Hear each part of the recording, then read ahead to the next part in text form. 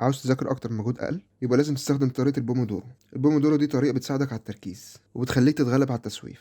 البومودورو عبارة عن 25 دقيقة مذاكرة و5 دقايق راحة. ال25 دقيقة دي أقصى مدة ممكن تركز فيها قبل ما التركيز والاستيعاب يقل، فبالتالي مش هتبقى عيب عليك وهتسهل إنك تلتزم بيها. والخمس دقايق راحة كأنها مكافأة على التزامك بالمذاكرة ال25 دقيقة، والخمس دقايق دي كفيلة إنها تخليك مستعد لل25 دقيقة مذاكرة الجايين في وقت الراحة من اللي بتحبه. بس مهم تغير مكانك، ولازم تاخد الراحة حتى لو حسيت إنك مش محتاجها. وقبل ما تبدأ لازم تعمل كام خطوة. أول خطوة، اقفل الإشعارات لكل الأبليكيشن بتاعت السوشيال ميديا عشان ما تضيعش وقتك. هتجمع الأبليكيشن بتاعت السوشيال ميديا في فايل، وهتسمي الفايل باسم يفكرك إنها حاجات بتضيع وقت. تالت خطوة، هتغير مكان الفايل كل يوم عشان ايدك ما تتعودش على المكان اللي فيه الابليكيشن بتاع السوشيال ميديا وتبقى واعي وانت بتستخدمها وما تضيعش وقت. رابع خطوة، هتنزل ابليكيشن بومودورو تايمر. التصميم بتاعه بسيط وسهل الاستخدام، ممكن تظبط المدة على الوقت اللي هيريحك، بس الافضل 25 دقيقة وقت مذاكرة و5 دقايق راحة، 15 دقيقة راحة طويلة بعد 4 جلسات. ممكن تغير اللون، ممكن تحدد الهدف بتاع اليوم عاوز كام جلسة. عن نفسي كنت بذاكر في اليوم ساعتين، ولما استخدمت الطريقة دي بقيت اذاكر 8 ساعات، يعني عدد ساعات المذاكرة زاد 4 مرات. لو عجبك الفيديو اعمل لايك وشير وسبسكرايب، واحفظ الفيديو عشان يساعدك وانت بتطبق الطريقة دي، واكتب لنا في الكومنتات الطريقة اللي بتستخدمها وبتساعدك في المذاكرة عشان غيرك يستفيد. لو عايز تتابعنا على المنصات التانية اللينكات في اول الكومنت.